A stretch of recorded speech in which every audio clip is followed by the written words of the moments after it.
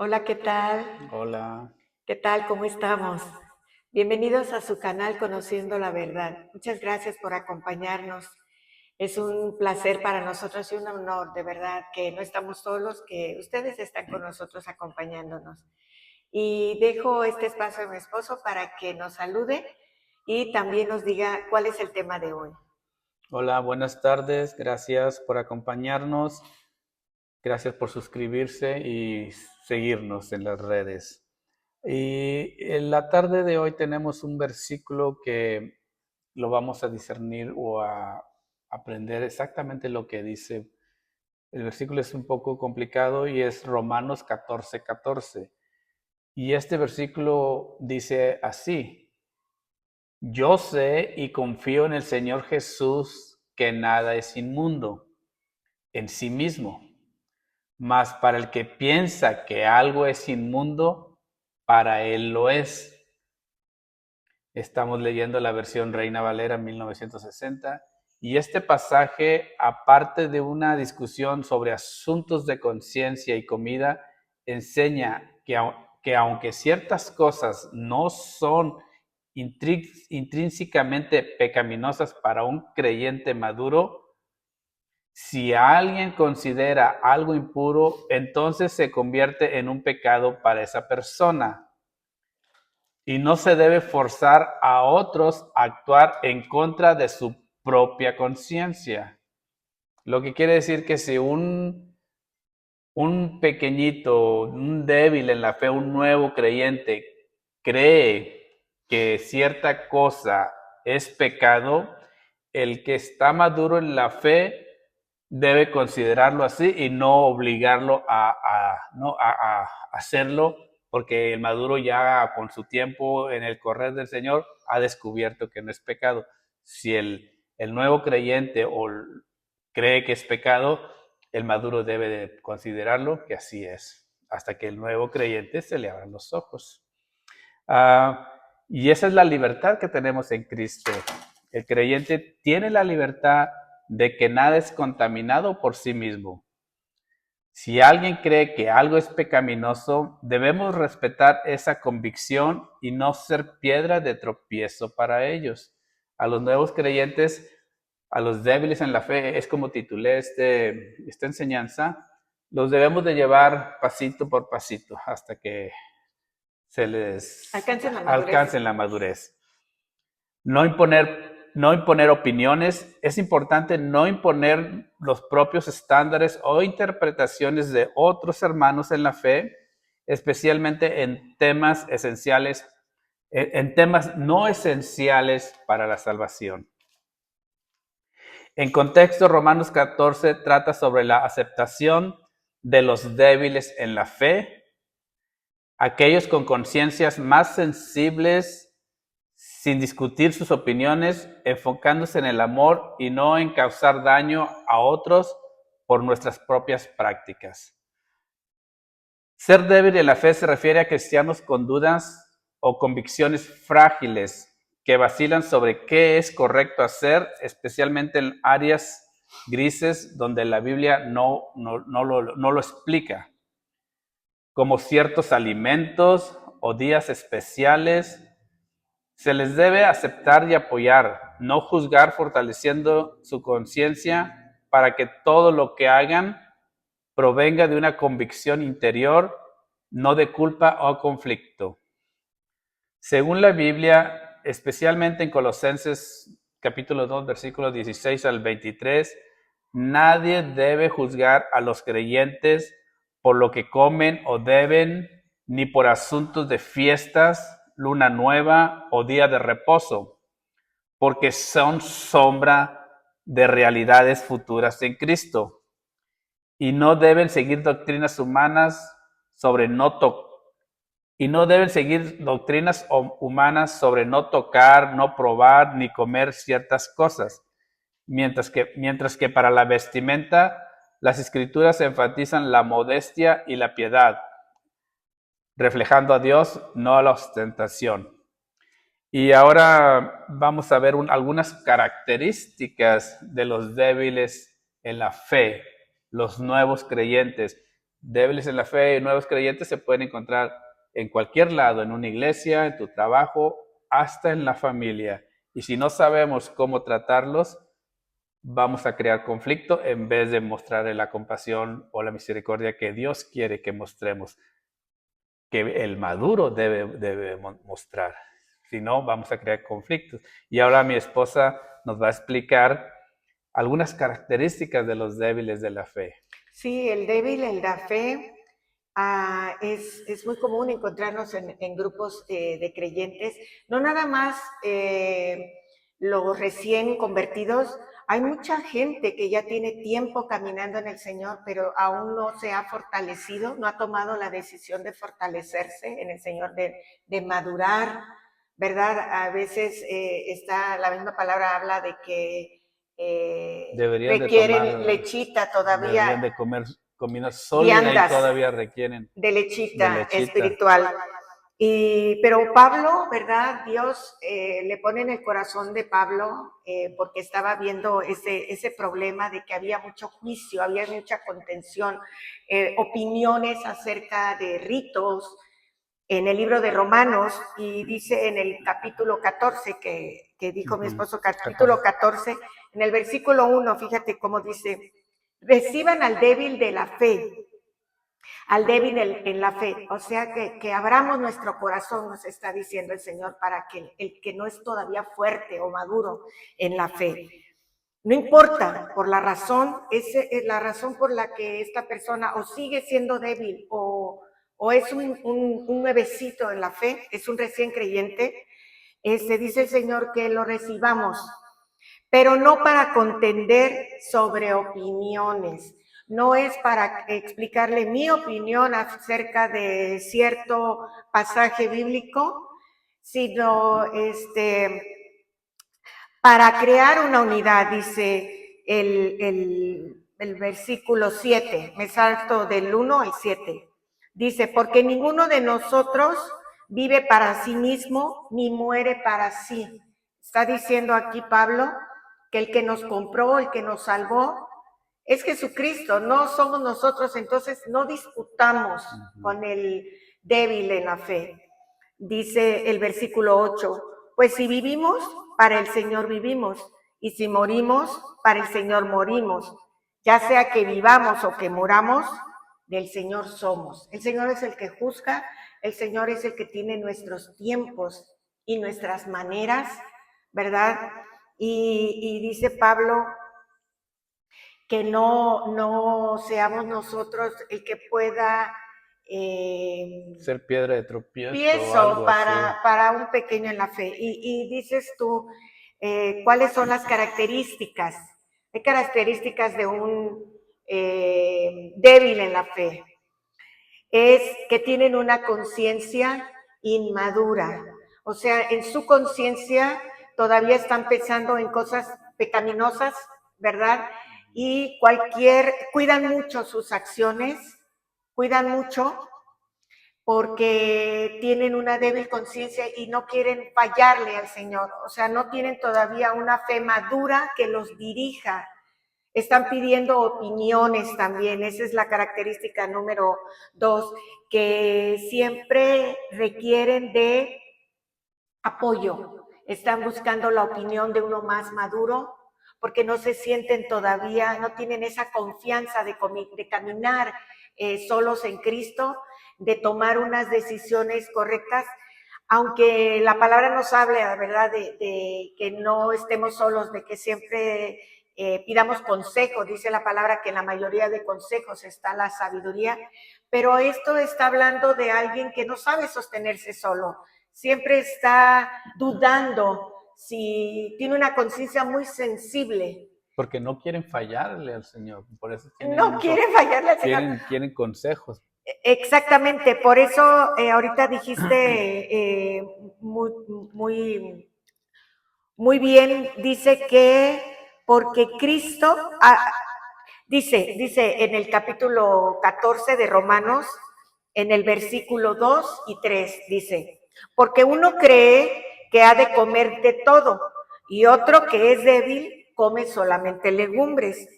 El que come no menosprecie al que no come, y el que no come no juzgue al que come, porque Dios le ha recibido. O sea, que siempre nos acordemos que Dios es el que llama, Dios es el que instruye y Dios es el que va mostrando a cada uno conforme a la voluntad de Dios, conforme al propósito de Dios. Dios tiene un tiempo diferente señalado para cada uno de nosotros. Entonces, esas son las características de un débil en la fe, sí, que requiere de apoyo todavía, que tiene una conciencia muy sensible y que también su conciencia es inmadura.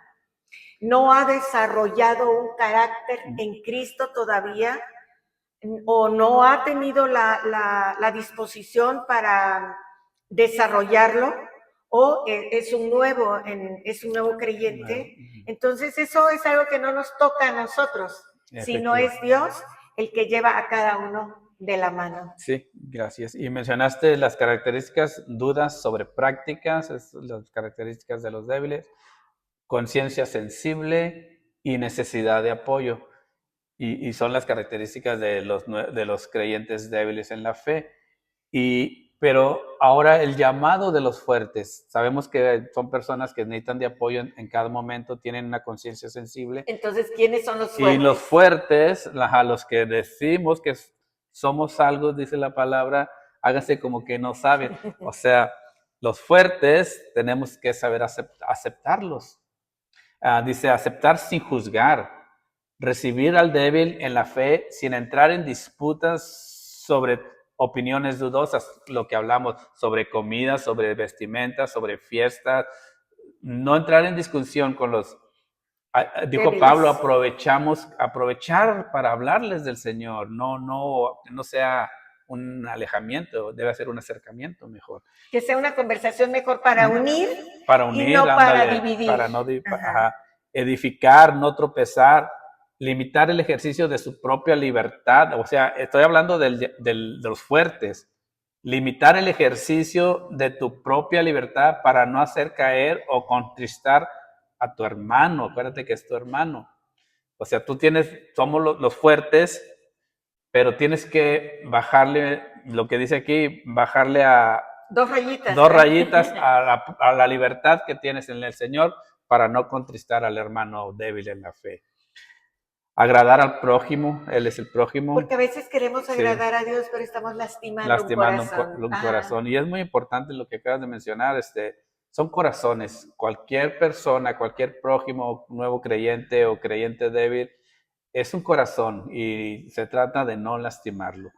Agradar al prójimo, buscar el bien y la edificación del otro, no mi propio placer. Romanos 15, del 1 al 6, dice, estoy leyendo la nueva versión viviente. Versión internacional. Me gustó porque le explica muy bien, el vocabulario que usa es muy moderno. Dice el versículo 1, dice, los fuertes en la fe debemos apoyar a los débiles en vez de hacer lo que a mí me agrada. Cada uno debe agradar al prójimo para su bien con el fin de edificarlo. El 3 dice, porque ni siquiera Cristo se agradó a sí mismo, sino como está escrito, sobre mí han recaído las burlas de los que te insultan. El versículo 4 dice, de hecho, todo lo que se escribió en el pasado se escribió para enseñarnos al fin de que alentados por las Escrituras perseveremos en mantener nuestra esperanza. El versículo 5 dice, que el Dios que infunde aliento y perseverancia les conceda vivir juntos en armonía conforme al ejemplo de Cristo. Está hablando de los débiles y los fuertes. Y el versículo 6 dice, para que en un solo corazón y en una sola voz glorifiquen a Dios y Padre de nuestro Señor Jesucristo, por tanto, acéptense mutuamente. Voy a estar hablando de los fuertes y los débiles. Y ahora, pero ¿cuál es el objetivo de todo esto? Mi esposa nos va a explicar ahora el objetivo de todo esto. Sí, Pablo veía que en las congregaciones, ¿verdad? Y más las que él estaba levantando, había división. Entre unos decían no, lo que se debe de hacer, peor aún, cómo se debe de hacer, y otros decían cómo lo hacían, y bueno, estaba notando división. Entonces, por eso escribió esto para aclarar que el motivo no es cómo lo hacemos, ni en qué día lo hacemos, ni qué comemos, ni qué día festejamos, si se festeja o no la Navidad, si, ¿verdad? Bueno, eso ya lo dije ahorita porque Por la estamos temporada. la temporada en la que estamos. Pero que eso no era lo más importante, y lo que estaba viendo Pablo es que muchos estaban desilusionando del camino y estaban soltando la fe por causa de los que debían ser los maestros y edificadores en los débiles. Entonces, el objetivo de esto, ¿cuáles son los objetivos, decías tú? Que Dios desea que cada creyente esté convencido en su mente y en su corazón del por qué hace cada cosa, que estemos convencidos. Ese es el objetivo por el cual es esta palabra que nos da Pablo en Romanos, que nos habla Dios en Romanos, ¿verdad? A través de Pablo, para que estemos convencidos en nuestra mente de cómo hacemos las cosas y por qué hacemos las cosas. Que todo debe de ser para la gloria del Señor. Entonces, cuando un corazón está convencido de que está agradando a Dios con cada hecho que está haciendo, entonces es algo que el hermano ya no se debe de meter, es algo entre Dios y la persona. Entonces es muy importante esta palabra. Muchas veces no es mucho comentado, ¿verdad? Porque como no somos judíos, no tenemos esas reglas de alimentos, de ritos, de fiestas, de las fiestas que el Señor les enseñó a los israelitas. Pero sí, mucho contendemos con la manera de hacer ciertas cosas, hasta el servicio, que si se debe de comenzar con alabanza, que si se debe así, que si se debe reazar, y lo único que causa es división, ¿verdad?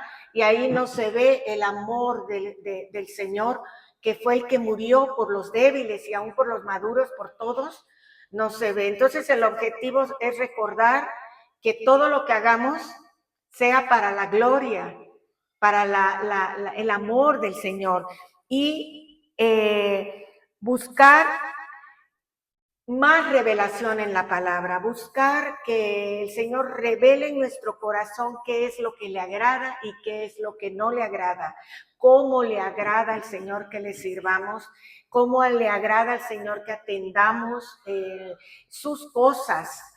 Ese es objetivo por el que Pablo está escribiendo esta carta. Y también otro objetivo, que no hayan pleitos de dimes y diretes en la congregación, en la familia, entre creyentes maduros o débiles en la fe. El maduro, como acabas de decir, de leer, hágase como que no sabe nada, ¿verdad? Pues es maduro. El maduro se caracteriza por ser sensato, por ser sabio, por callar, ¿verdad? En el momento en que es necesario, y aprovecha también el maduro esa situación para poder enseñar, pero con mansedumbre, al que tiene duda.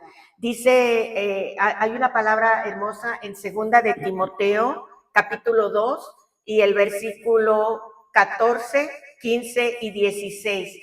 Le dice Pablo a Timoteo: recuérdales esto delante del Señor, que no contiendan sobre palabras, lo cual para nada aprovecha, sino que es para perdición de los oyentes. Que no contendamos sobre dimes y diretes, sobre palabras, dice. Procura con diligencia presentarte aprobado como siervo que no tiene de qué avergonzarse.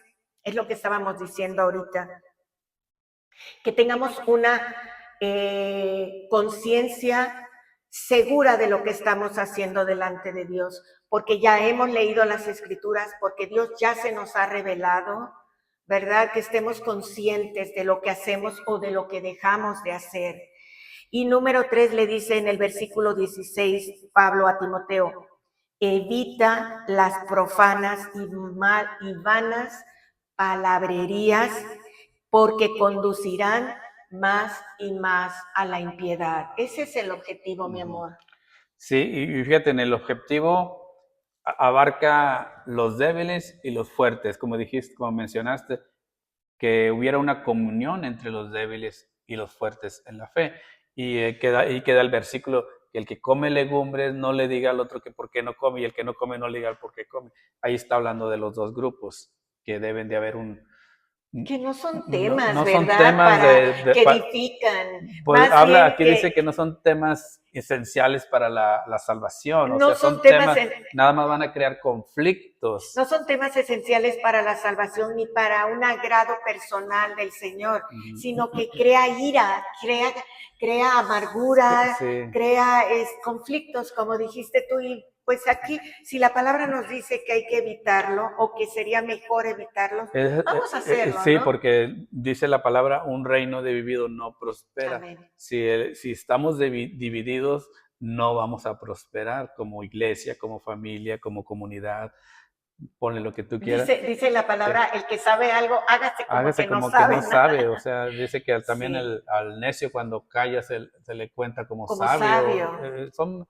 Y bueno, para ir concluyendo, dice, el apóstol Pablo en Romanos 14:1 insta a los cristianos maduros a aceptar a los débiles en la fe, pero no para entrar en debates o juzgar opiniones.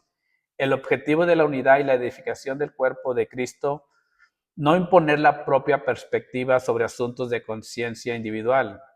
La madurez implica usar la libertad para el bien del prójimo, no para el agrado personal.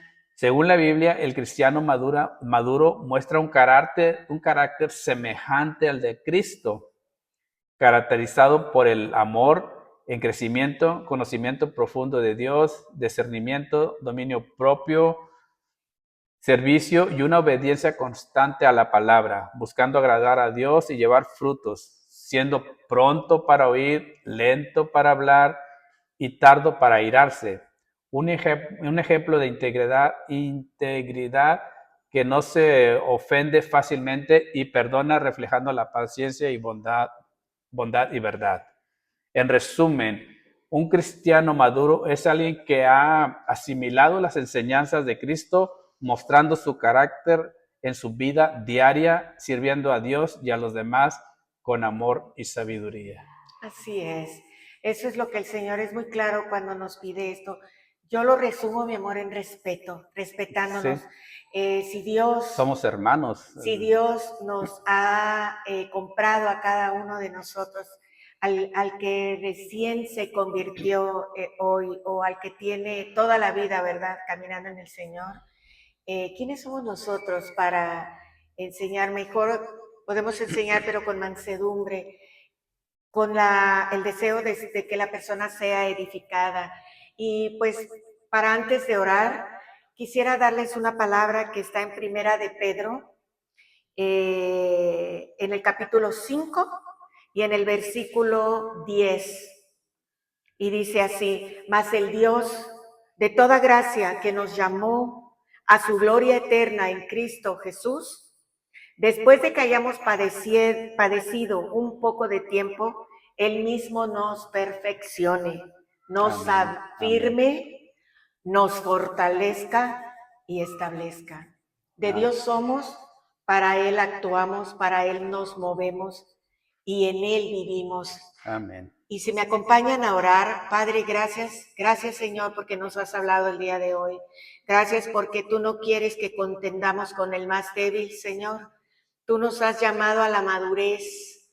Y el maduro, Señor, es aquel, Señor, que obra con paciencia, con dominio propio, con amor, con fe, como agradeciéndote, Señor, todo a ti, como sirviéndote a ti, mi Dios.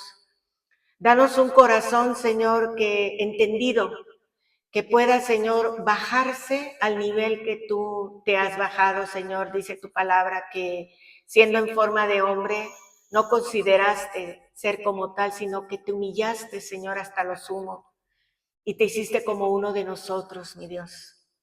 Danos el entendimiento, ayúdanos, Padre, a no contender con el más débil, sino a tenerle paciencia y apoyarnos los unos a los otros, Señor, los unos a los otros, Padre, para que tu amor sea reflejado, se vea reflejado en cada uno de nosotros. En el nombre de tu Hijo amado Jesucristo te damos las gracias. Amén y amén. Mis amados, gracias por haber estado con nosotros en este tema que para mí creo que es muy necesario y muy edificante. Los esperamos para el siguiente tema en Conociendo la Verdad. Hasta luego. Adiós. Adiós. Bye bye.